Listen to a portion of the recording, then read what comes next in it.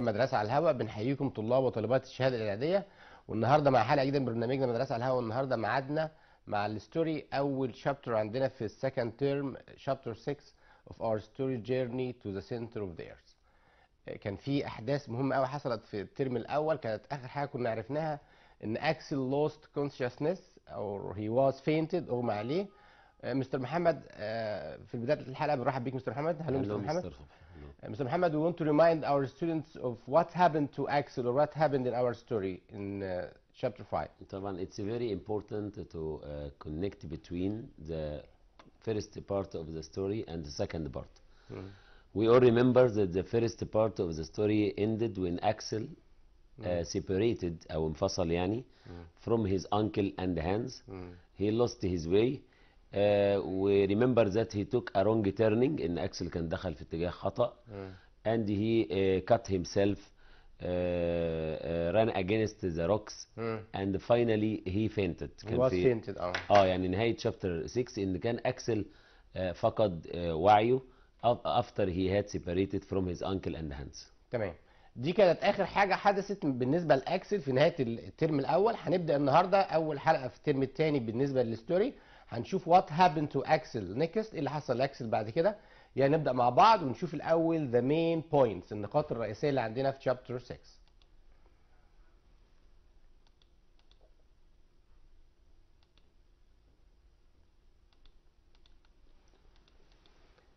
The first point is that Axel was awakened by a noise like thunder or waves crashing on the shore of a sea. هنشرح بالراحة كده عشان خاطر نفهم اللي حصل لأكسل. Axel was awakened. Awakened معناها أيقظ، يعني صحي. by a noise like thunder، عن طريق صوت عامل زي الرعد. or waves crashing on the shore of a sea. He heard his name and the word lost. سمع اسمه، سمع كمان كلمة lost. The professor asked Axel to call to him again. طلب من أكسل ينادي عليه مرة تانية. He calculated the distance between them، حسب المسافة بينهم. and found that Axel was 6 kilometers away from them. لقى ان أكسل على بعد 6 kilometers. مستر محمد، احيانا الطلبة بيسألوا how did he calculate this distance؟ ازاي حسب المسافة دي؟ طبعا he used his scientific instruments and by asking Axel to call him he found that Axel's voice took about 20 seconds. يعني الصوت خد حوالي 20 ثانية، اللي هو Axel's voice to reach his uncle، يعني حتى يصل الصوت إلى عمه. فالصوت خد حوالي 20 seconds. By this way he knew that Axel was 6 kilometers apart. تمام. اوكي. So he knew that his Axel was 6 kilometers away from them. عرف ان أكسل على بعد 6 كيلو. يلا نشوف ايه اللي حصل بعد كده. The professor and Hans were in a big hall. كان البروفيسور وهانز موجودين جوه قاعة كبيرة. All the passages led into the hall. كل الممرات كانت بتوصل للقاعة دي. The professor told Axel to walk down the passage to meet them. طلب منه انه ينزل في الممر to meet them علشان يقابلهم. The slope was very steep. المنحدر كان شديد الانحدار. So Axel went very fast. مشي بسرعة. He couldn't stop. ما قدرش يتوقف. His head hit a sharp rock. راسه صدمت بصخرة. And he was fainted again. وفقد الوعي مرة أخرى. مرة تانية الجزء ده مستر محمد عشان ترتب عليه that Axel was fainted again. أكسل أغمى عليه مرة تانية. What happened to Axel when he started to slide down the passage towards his uncle's voice؟ هو طبعا كان في جزء ظريف ان ليدنبروك when Axel and Lidenbrock realized that they were in the same hole but Axel was in a different passage. يعني كان أكسل في ممر مختلف from the passage where Hans and Lidenbrock were. So Lidenbrock asked Axel to walk down the passage. يعني عمه طلب منه ان هو يمشي في الممر. طبعا أكسل was very tired. كان أكسل متعب جدا.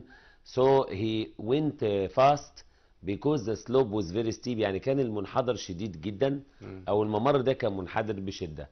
والى جانب ان أكسل طبعا عشان يقدر ينزل فيه فهي slid down، يعني انزلق الى اسفل.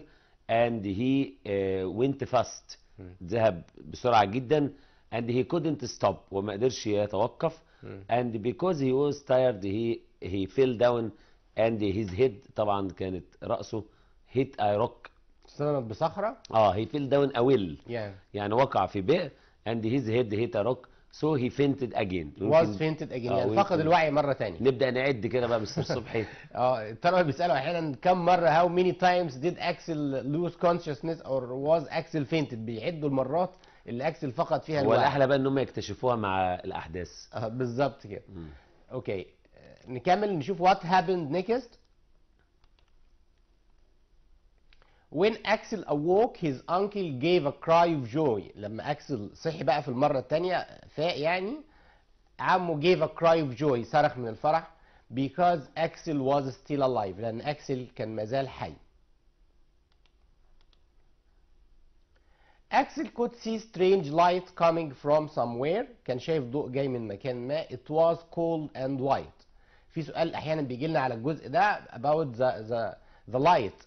What was strange about the light؟ إيه اللي كان غريب في الضوء ده؟ السؤال بيجي بالشكل ده تقريبا، وممكن يقول لي how was the light؟ الضوء كان عامل إيه؟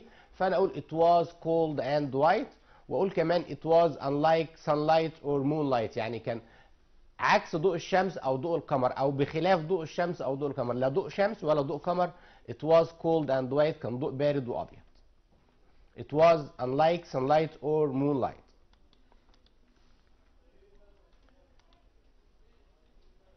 Axel saw a strange sea. شاف بحر غريب. The professor named it the Lidenbrock Sea. سماه بحر ليدنبروك. برضو الجزء ده بيبقى فيه سؤال احيانا يقول لي what did the professor name the sea او which character was the sea named after، ايه الشخصية اللي تسمى البحر على اسمها. اقول it was named after. لو قال لي which character was the sea named after اقول it was named after Lidenbrock بس واسكت. لكن لو قال لي what name did the professor give to the sea اقول he named it the Lidenbrock sea يعني سماه بحر ليدنبروك.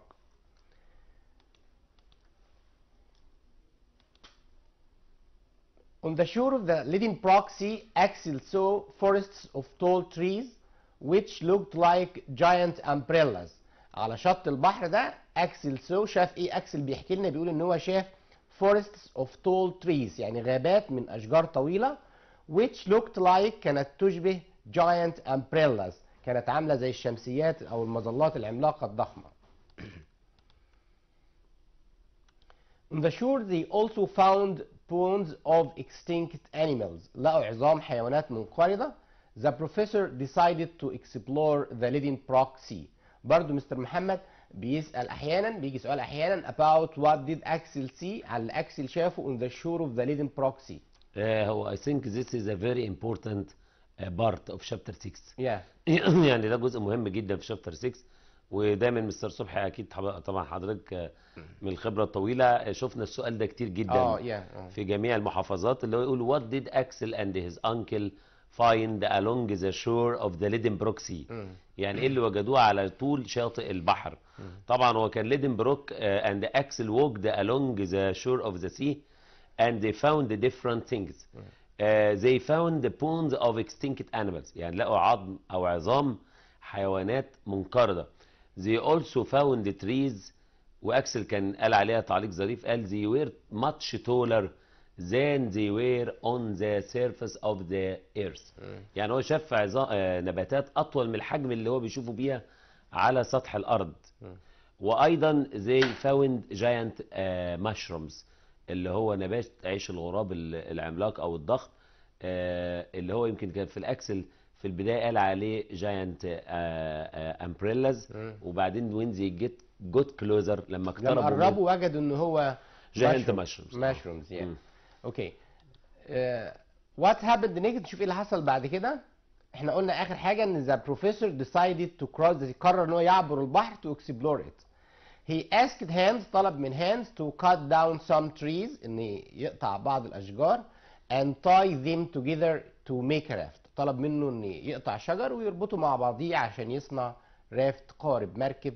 وقلنا why برضو مستر محمد why did the professor ask Hans to make a raft؟ ليه طلب من هانز ان يصنع قارب؟ طبعا to cross the sea. to cross the sea and explore it. Yes. Okay. دلوقتي ده اللي قدمناه لكم ده المين بوينتس، النقاط الرئيسيه او سامري ملخص لشابتر 6. يلا نشوف مع بعض بقى. احنا مهم قوي ان احنا نكتب في كراستنا الاسئله والاجابات، ده بيبقى بالنسبه لنا كده كمرجع في اخر السنه بنراجع منه، بنكتب السؤال بالاجابه، وهنوريكم التو كايندز اوف كويستشنز، النوعين من الاسئله اللي ممكن نشوفهم في الامتحان بالنسبه لشابتر 6. What awoke Axel after he had fainted؟ أول سؤال What awoke Axel after he had fainted؟ احنا قلنا الإجابة من خلال السامري اللي احنا قدمناه. ايه اللي أيقظ أكسل after he had fainted بعد ما أغمى عليه؟ مستر محمد؟ A sound of thunder and waves اللي هو crashing on the shore of the Lidenbrock Sea. اوكي. يبقى he was awakened. نشوف مع بعض الإجابة. A noise like thunder or waves crashing on the shore of a sea. انا بحاول اديكم فرصه بحيث ان تكتبوا السؤال والاجابه. مهم قوي ان احنا بنحتفظ بالاسئله والاجابات دي، بنراجعها تاني، بنذاكرها بعد الحلقه، قبل الامتحان بنراجع الاسئله دي تاني، ده شيء مهم قوي. نقرا تاني السؤال والاجابه مره تانيه ونكتبها في كراستنا. What awoke Axel after he had fainted? A noise like thunder or waves crashing on the shore of a sea? Our second question, whose voice did Axel hear when he came to himself؟ طبعا سؤال سهل قوي. whose voice، صوت مين اللي أكسل سمعه لما استيقظ؟ he heard his uncle's voice، صوت عمه. مرة تانية السؤال whose voice did Axel hear when he came to himself؟ he heard his uncle's voice. What words did Axel hear when he woke up؟ What words، ايه الكلمات did Axel hear when he woke up؟ نشوف مع بعض الإجابة.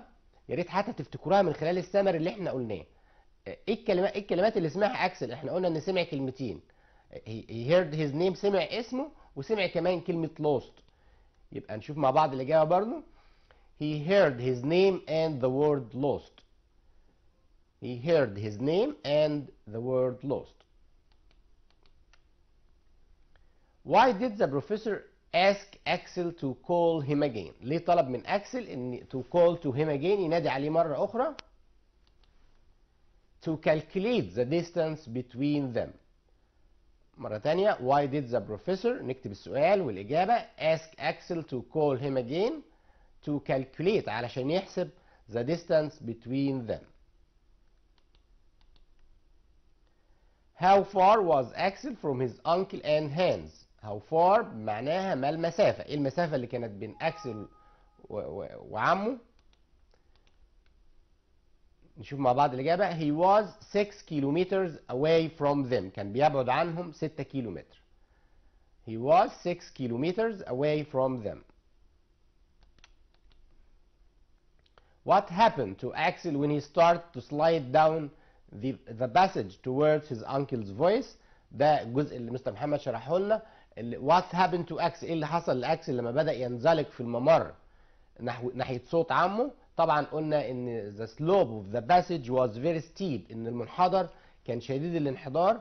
عارف يعني هي بالظبط مستر محمد، الطلبه اكيد كلهم عارفين لو واحد نازل على شيء مايل كده he can't prevent himself from falling، ما تقدرش تمنع نفسك من الوقوع. ده اللي حصل مع اكسل بالظبط. and he was fainted again، واغمى عليه مره ثانيه.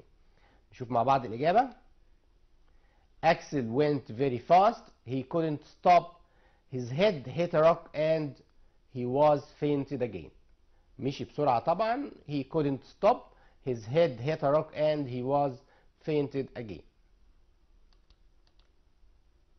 Why did the professor give a cry of joy؟ why did the professor give a cry of joy؟ ليه صرخ البروفيسور من الفرح؟ طبعا because Axel was still alive، لأن أكسل كان مازال حي. because Axel was still alive. مستر محمد احيانا برضو شفت سؤال why did the professor thank God؟ هو في الموقف ده the professor thanked God. why did he thank God؟ طبعا because Axel was safe. يبقى thank God بمعنى انه ليه حمد ربنا او شكر ربنا because Axel was safe، لان أكسل كان لسه عايش، لسه في امان. How was the light in the huge cave different؟ مرة تانية how was the light in the huge cave different؟ ازاي الضوء داخل الكهف كان مختلف؟ It was cold and white، كان ضوء بارد وأبيض. It was unlike sunlight or moonlight، يعني كان بخلاف ضوء الشمس أو ضوء القمر. وكمان it was cold and white، كان ضوء بارد وأبيض. مرة تانية السؤال، نكتب السؤال والإجابة. How was the light in the huge cave different؟ It was cold and white. It was unlike sunlight or moonlight. What name did the professor give to the sea؟ ايه الاسم اللي اطلقه البروفيسور على البحر؟ طبعا سهل جدا. He named it the Lidenbrock Sea. What did they see on the shore of the sea؟ ايه اللي شافوه على شط البحر؟ What did they see on the shore of the sea؟ They saw bones of extinct animals، شافوا عظام حيوانات منقرضة. And giant mushrooms، يبقى شافوا giant mushrooms يعني نبات عيش الغراب الضخم، وكمان bones of extinct animals.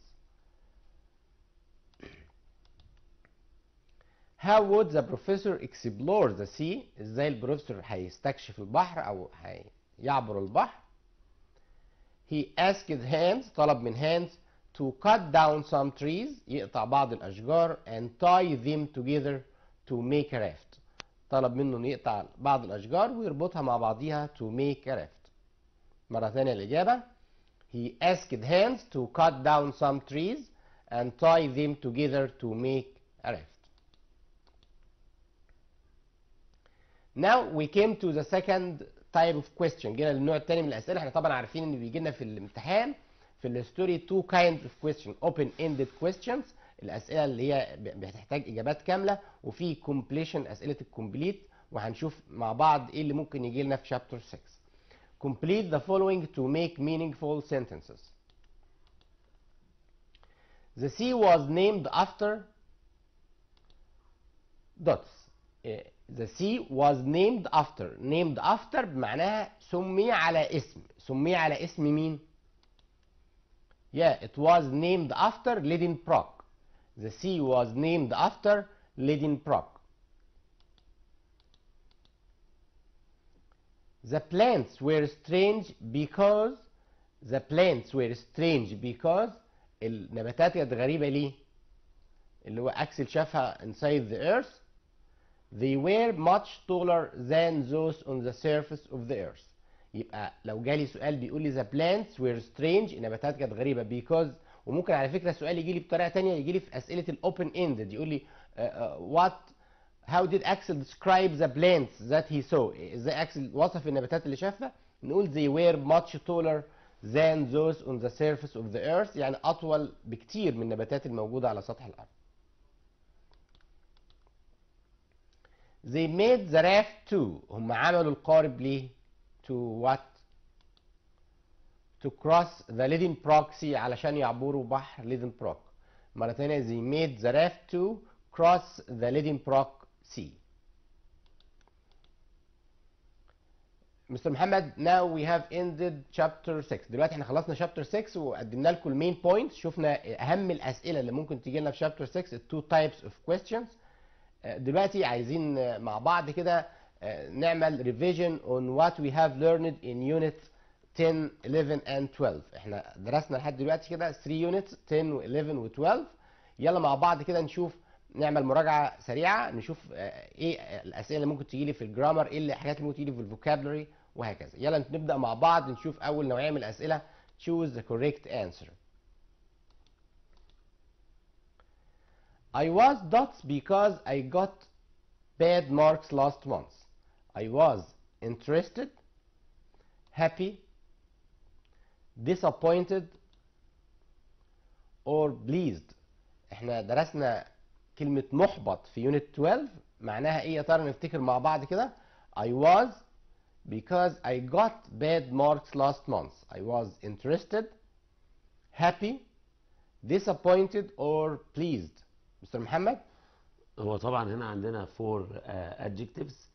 طبعا احنا عارفين interested اللي هي معناها مهتم and it always followed by interested in. Yeah. happy طبعا كلنا عارفينها. وعندنا pleased طبعا عارفين مسرور او مبتهج، زي ما بنقول I am pleased to meet you.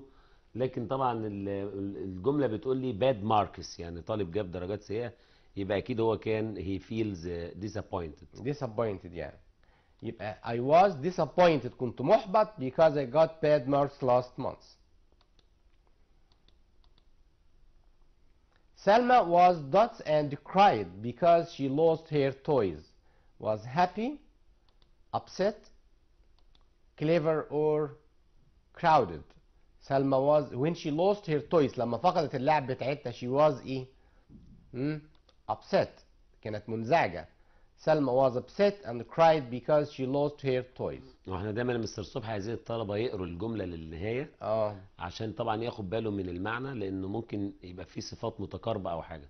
طبعا مهم قوي، يعني الموضوع الاستعجال بالذات في اسئله المالتيبل تشويس ما ينفعش نستعجل ونختار اي اجابه، لا نفكر شويه في معنى الجمله ونقراها لاخرها فعلا. لان في طلبه يمكن احيانا بيقع في خطا ان ما بيقراش الجمله يعني تو ذا اند اوف ذا سنتنس، بيقرا جزء وبيستعجل. بيكتب اللي بيختار الاجابه. Our next question: you can travel by plane without a dots. ما تقدرش تسافر by plane بدون ايه؟ a ticket, card, book or camera. You can travel by plane without، طبعا سؤال سهل جدا. You can travel by plane without a ticket.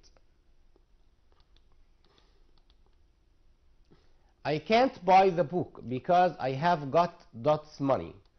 Too few, too many, too much or too little. وهنقف شويه بقى عند الجمله دي، لان دلوقتي احنا هنتكلم على حاجه مستر محمد بيبقى فيها كونفيوجن شويه بالنسبه للطلبه، اللي هو الموضوع الكاونتبل والانكاونتبل ناونز. يعني جمله زي دي تقريبا كده فيها كلمه ماني، الطلب بيقول لك ازاي يا مستر الماني، انا ازاي اقول الماني انكاونتبل ناون؟ فازاي نسهل لهم اجابه سؤال زي ده؟ هو دايما في الدرس ده مستر صبحي لازم نركز على النون الموجود، يعني الاسم اللي موجود عندي بعد الدوتس اشوف هل هو كاونتبل او انكاونتبل. وطبعا احنا قلنا ان الكاونتبل ناونز اللي هي ناونز which have plural، الاسم اللي ممكن يجمع بنسميه countable. but uncountable noun اللي هي nouns which have no plural، اللي هي الاسماء اللي ملهاش جمع. وعندنا طبعا يعني many examples، يعني مثلا عندنا كلمة money، كل الكلمات دي طبعا لا تجمع. عندنا homework من الكلمات برضو اللي عندنا ولا تجمع او uncountable. عندنا furniture، الكلمات برضو اللي هي uncountable. space طبعا، وفي عندنا time and many other words. طبعا all these are uncountable nouns. يبقى دايما نعرف ان الاسم اللي هو يعني ما ينفعش احنا مثلا الصبح نقول monies او homeworks، يبقى الكلمات دي have no plural. فطبعا احنا في يونت 12 درسنا ان في بعض الاكسبريشنز او التعبيرات اللي بنستخدمها مع الكاونتبل او الانكاونتبل. يعني مثلا احنا عشان نقولها بطريقه برضو قريبه للطلبه، عندنا many وعندنا few، دول بنستخدمهم مع اللي هم الكاونتبل ناونز. يعني مش عايزين الطلبه يتلخبطوا ولا حاجه، احنا هنقولها بطريقه مبسطه. طبعا مع الفرق طبعا ان many means اللي هي معناها ايه؟ كثير. لكن few معناها قليل. يبقى many يعني ممكن اقول many friends او ممكن اقول few friends. many books او few books. يعني انا ممكن اقول مستر محمد I have many friends، انا ليه اصدقاء كتير. ممكن اقول مستر محمد has few friends، يعني له اصدقاء قليلين. many وفيو بتيجي مع الاسماء الجمع. تمام. في عندنا برضو بعد كده عندنا much and little، ودول بنستخدمهم مع ال uncountable nouns بقى، اللي هي الكلمات اللي هي لا تجمع او لا تعد. For example I can say I have spent much money or I have spent little money. يعني بقول صرفت فلوس كتير او صرفت فلوس قليلة. There is much مثلا sugar in my tea or I like tea with little sugar. واحد بحب الشاي مثلا سكر خفيف. يبقى much و little بيجوا مع الكلمات اللي هي لا تعد. وطبعا عندنا مستر صبحي كلمه a lot of اللي هي بقى بنستخدمها with all nouns. yeah. يعني احنا بنستخدم دايما a lot of مع اللي هي ال countable nouns or ال uncountable nouns. بس تمام. طبعا عارفين ان a lot of معناها كثيرا من. a lot of books، وممكن اقول a lot of money، ممكن اقول a lot of friends، وممكن اقول a lot of homework a lot of وهكذا. coffee, a lot of sugar وهكذا. Yes. yeah. طب مستر محمد سهل لنا اجابه السؤال. كلمه money ده uncountable noun، اسم لا يعد. يعني هنبص في الاختيارات اللي عندنا too few, too many, too much and too little. الجمله بتقول I can't buy the book، انا مش قادر اشتري الكتاب. انا عايز اقول I have got، معايا فلوس قليله. مستر محمد قال لنا كلمه قليل مع الاسماء التي لا تعد هتبقى too little. I have too little money. I have got too little money. Okay. Teams dot turns to serve lunch to their classmates. Again, teams dot turns to serve lunch to their classmates. Take، أقول take turns، make turns، ولا أقول work turns، ولا clean turns. طبعا كلمة يتبادل الأدوار نكتبها في كراستنا حتى في الجزء بتاع الفوكابلري. كلمة يتبادل الأدوار معناها إيه؟ يا ريت، أنا نفسي بحب إن أنا الإجابة حتى تقولوها قبل ما تشوفوها معانا على الشاشة. طبعا هتبقى take turns. Teams take turns to serve lunch to their classmates. يعني take turns يعني يتبادل الأدوار. مستر محمد برضو موضوع كلمة، يعني حتى في اللغة العربية كلمة take turns دي يتبادل برضو بتبقى صعبة شوية عن بالنسبة لنا. take turns بمعنى إن أنا مثلا I can help Mr. محمد with something and he can help me with another thing. أنا ممكن أساعده في حاجة معينة، هو يساعدني في حاجة تانية. ده اسمه تبادل الأدوار to take turns. Okay. Football clubs are dots with boys. Football clubs are proud, fond or popular, angry. عندنا برضو 4 adjectives وجاي بعديها preposition with، حرف الجر with. فوتبول كلابس عايز اقول ان نوادي كرة القدم محبوبة او شائعة لدى الاطفال. are popular with boys.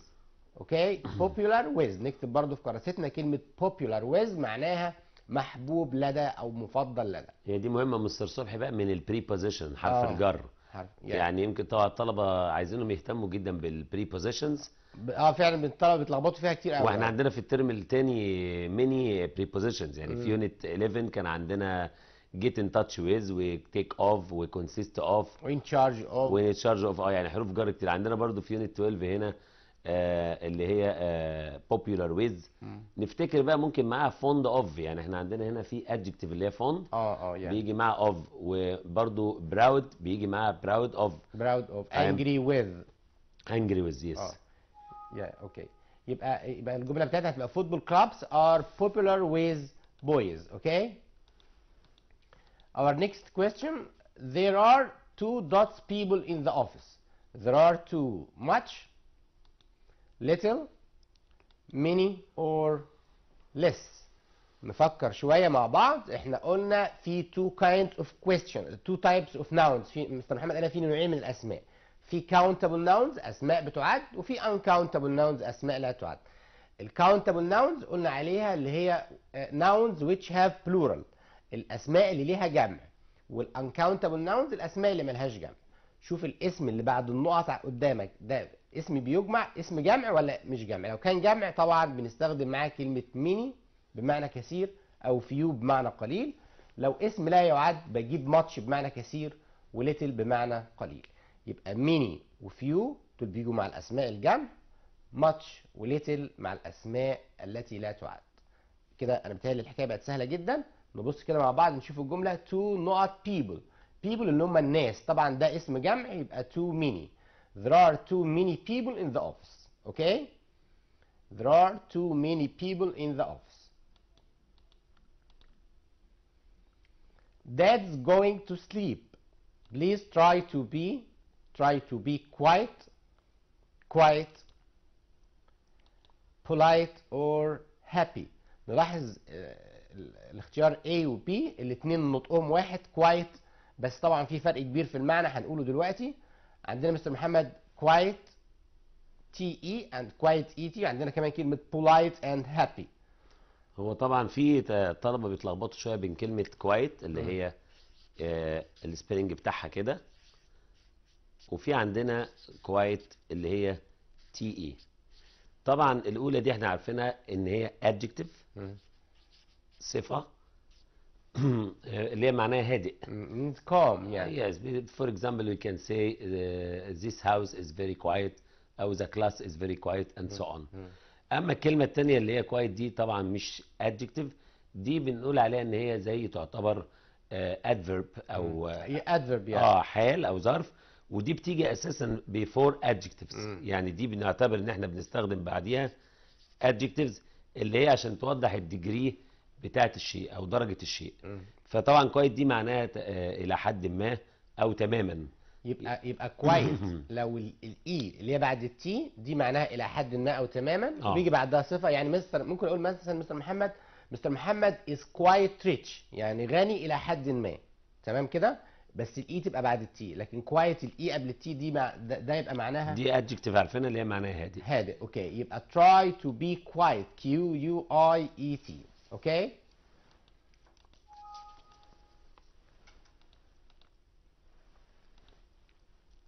My father got a room at Hilton Hotel for 5 nights. My father got a room at Hilton Hotel for 5 nights. Sold, bought, store, or booked. Again, my father عايز اقول بابايا حجز حجرة في فندق هيلتون. My father sold the room or bought. عندنا كمان stored or booked. My father كلمة يحجز بمعنى book. Yeah. My father booked a room at Hilton Hotel for 5 nights. The class is very crowded. There are students in it. Too few, too much, too little, or too many. The class is very crowded. الفصل مزدحم. There are students in it. احنا لخصنا الدرس بسهولة جدا. موضوع ال countable وال uncountable nouns. كلمة students اللي بعد النقط قدامي ده، فكر كده شوفها. إذا كانت اسم يعد يبقى أنت هتختار many أو few، طبعا على حسب معنى الجملة. لو كانت uncountable noun اسم لا يعد، طبعا بنختار قلنا much أو little. طبعا students اسم جمع، واضحة جدا وسهلة جدا، تبقى there are too many students in it. The class is very crowded. الفصل مزدحم. There are too many students in it. She hasn't got furniture in her room. She hasn't got furniture in her room.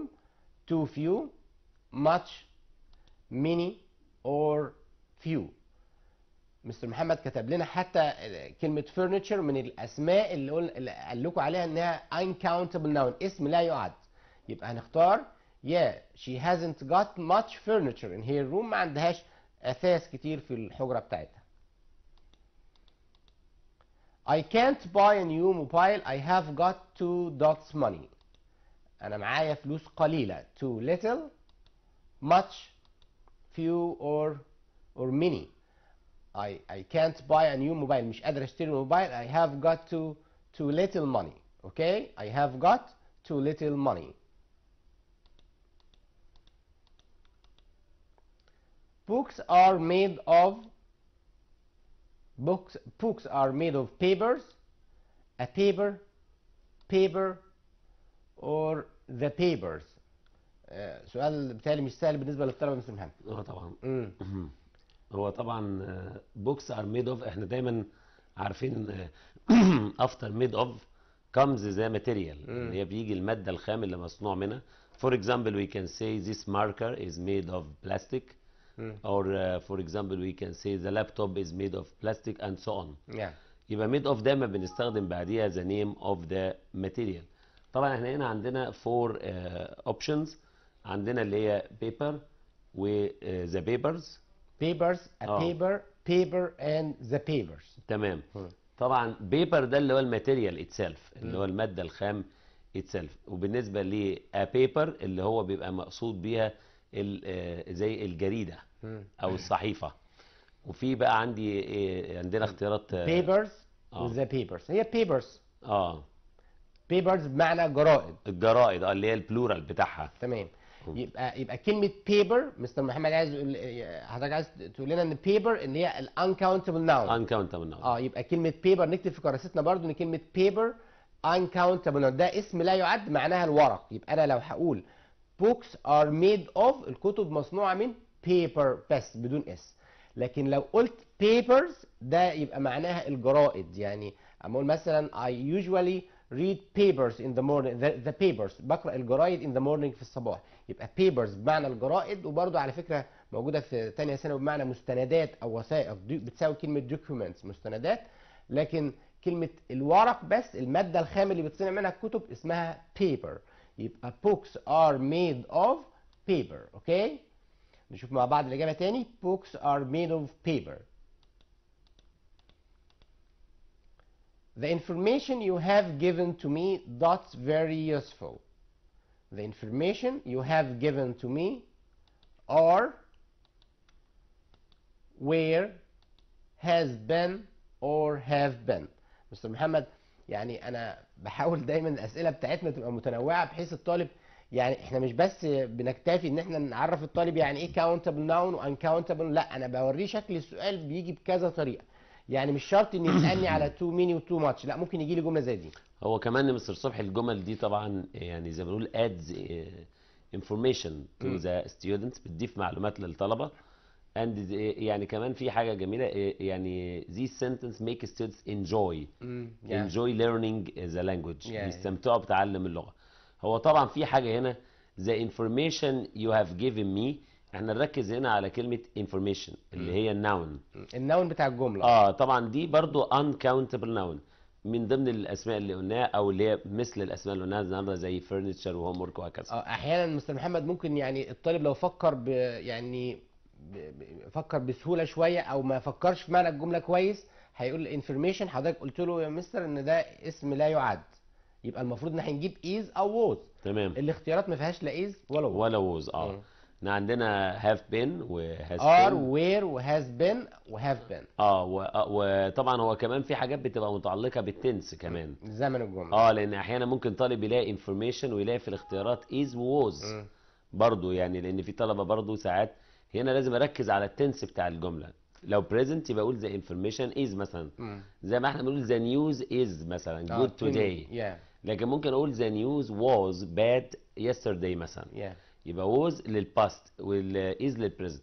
طبعا هنا عندنا الجمله فيها the information you have given me space very اعتقد useful.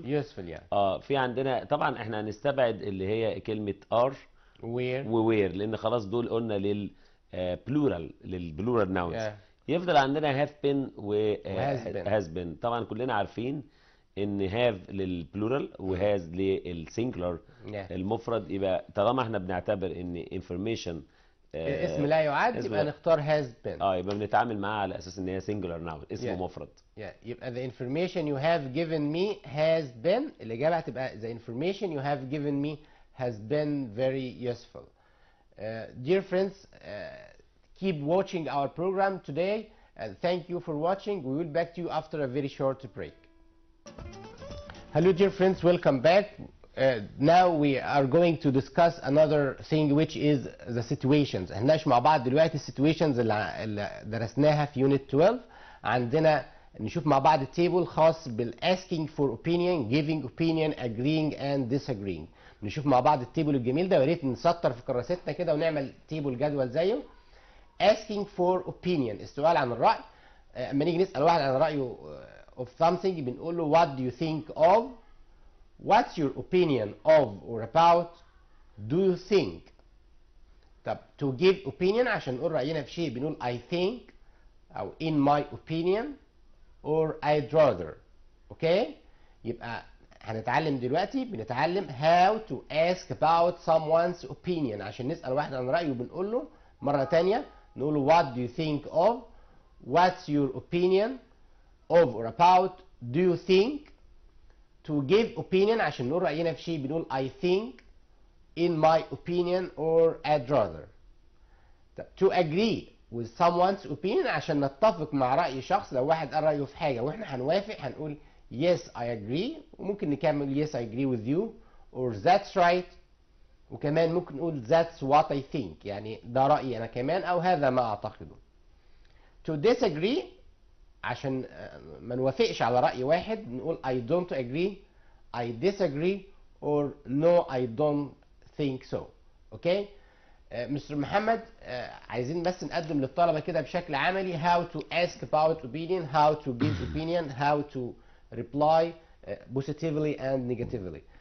For example, Mr. Muhammad, if I asked you about your opinion of my new camera, what do you think of my new camera? I think it's very nice. Okay, and what do you think, or what's your opinion of my laptop? I think it's very useful. Okay, Mr. Muhammad, also what do you think about my new suit? In my opinion, it's very beautiful. It's fashionable. Yes. يبقى انا دلوقتي سألت مستر محمد about his opinion عن رأيه and he gave me his opinion. Mr. Muhammad, if I told you I want you to agree and disagree with me, if I told you I think Al-Ahli is the best team in Egypt. Yes, I think so. And if I say I think learning in Egypt or teaching in Egypt needs more development. Yes, I agree with you. And Mr. Muhammad, if I said London is the best city in the world. No, I don't agree. Okay. So now Mr. Muhammad برضو he gave me his opinion agreeing and disagreeing. قال رأيه when he agrees and when he disagrees. يلا نشوف مع بعض بقى السؤال بيجي لنا ازاي. سؤال situations.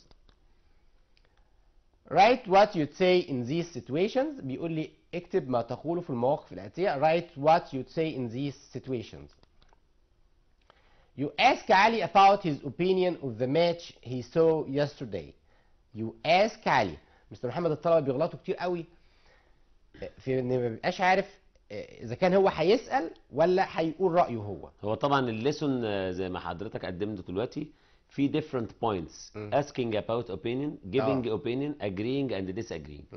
طبعا مش عايزين طلبة ياخدوا بالشبه، يعني ما الاقيش كلمة opinion اقول in my opinion. ما هي المشكلة في كده، يعني انا على فكرة الحكاية دي بقابلها كتير قوي. تمام. لا لكن طبعا الطالب الشاطر او اللي بيركز اكتر بيجاوب السؤال صح.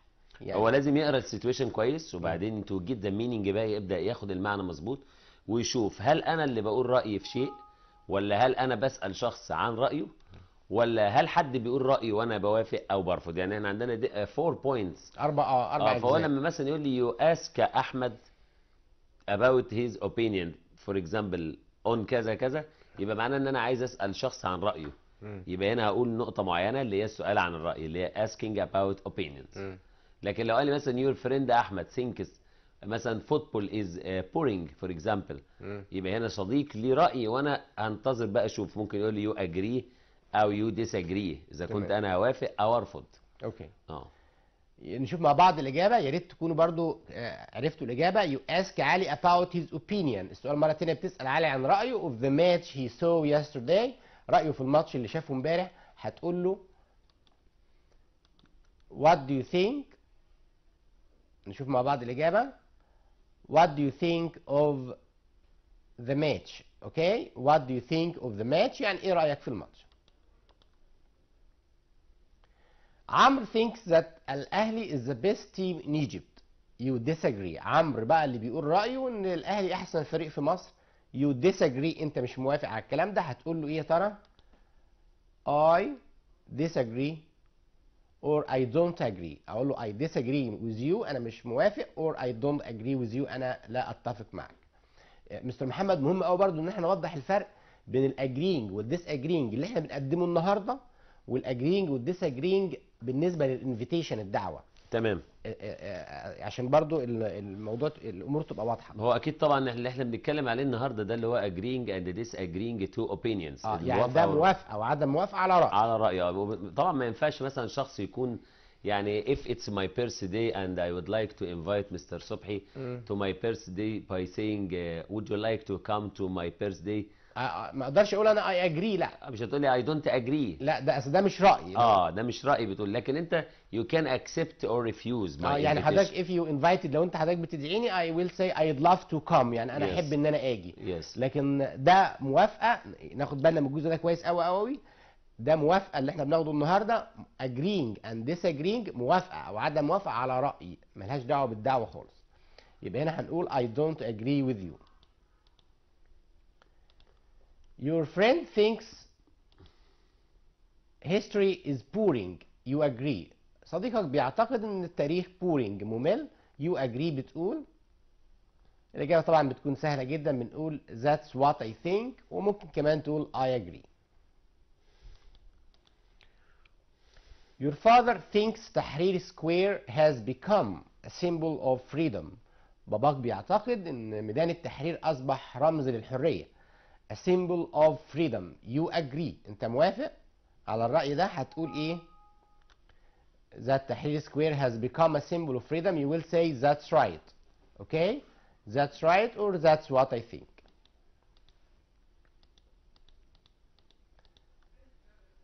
You ask your friend about his opinion of your new shirt.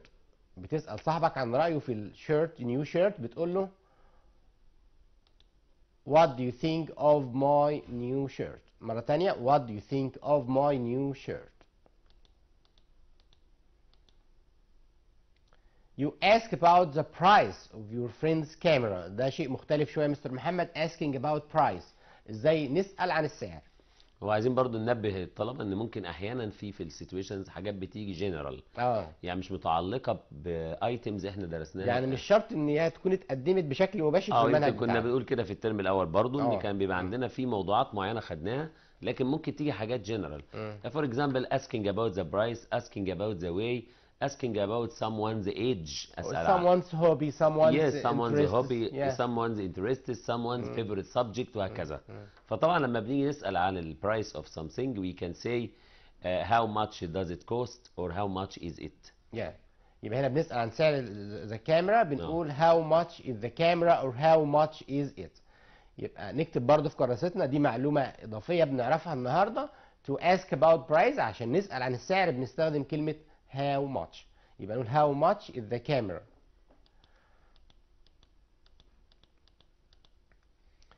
Now we came to another type of question which is rewrite. Rewrite the following sentence using words in brackets. احنا عارفين طبعا ان انتوا بتحبوا اسئلة الريرايت لانها بتعلمنا الجرامر، بتعلمنا how to use different structures، ازاي بنستخدم الستراكشرز المختلفة.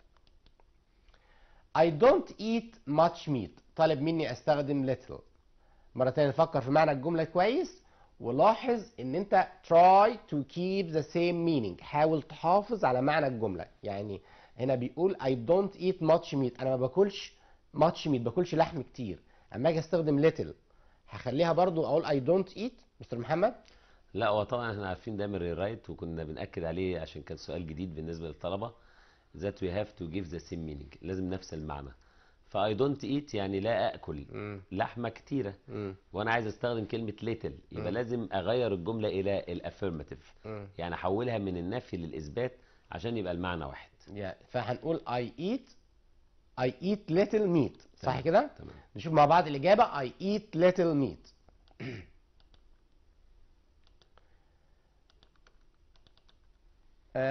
How much tea do you drink؟ طالب مني استخدم كلمه cups. How much tea؟ ازاي هستخدم كلمة cups مع تي الشاي؟ وطبعا احنا قلنا تي ده اسم لا يعد، وطالب مني كلمة cups. cups طبعا اسم يعد، المفروض ان انا هجيب معاها ميني، ان انا هسأل على عدد فناجين الشاي، فهقول how many cups. يبقى في الجملة دي علشان خاطر نستخدم كلمة cups لازم اجيب how many بدل how much. فالإجابة هتكون، نشوفها مع بعض الإجابة. How many cups of tea do you drink every day? How many cups of tea do you drink every day?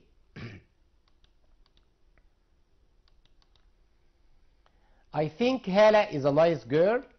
وطالب مني ايه يا ترى؟ كلمة opinion. نكتب الأسئلة دي كلها في كراستنا. ده نوع تاني برضه بيقول لي I think Hala is a nice girl. عايز نستخدم كلمة opinion.